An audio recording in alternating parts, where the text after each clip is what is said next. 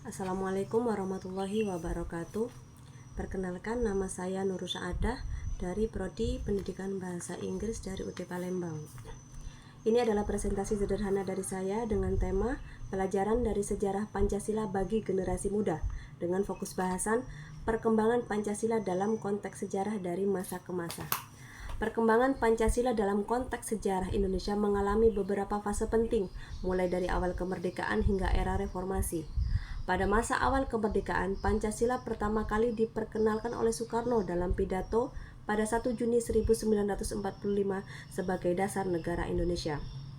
Pada era Orde Lama, Pancasila menjadi dasar ideologi negara yang digunakan untuk mempersatukan bangsa. Pada era Orde Baru, Pancasila dijadikan sebagai alat politik untuk memperkuat kekuasaan pemerintah dan mengendalikan oposisi. Pada masa era reformasi hingga sekarang, setelah jatuhnya Orde Baru, era reformasi membawa perubahan signifikan dalam penerapan Pancasila, di mana terdapat upaya untuk mengembalikan Pancasila ke jalur aslinya sebagai ideologi yang mendorong demokrasi dan hak asasi manusia.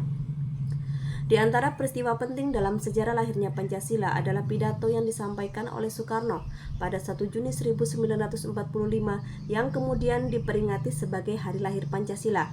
Dalam pidato tersebut, Soekarno memperkenalkan 5 prinsip dasar yang dinamakan Pancasila, dan di situ nilai-nilai Pancasila tercermin dalam pidatonya saat Soekarno menekankan pentingnya persatuan dan kesatuan bangsa Indonesia, pentingnya nilai-nilai kemanusiaan dan keadilan dalam hubungan antar bangsa, melibatkan diskusi dan musyawarah antar para tokoh bangsa yang mencerminkan nilai demokrasi dan musyawarah, pentingnya keadilan sosial dan kesejahteraan bagi seluruh rakyat Indonesia, dan nilai ketuhanan dan keagamaan juga menjadi bagian penting karena mencerminkan pentingnya peran agama dalam kehidupan bangsa.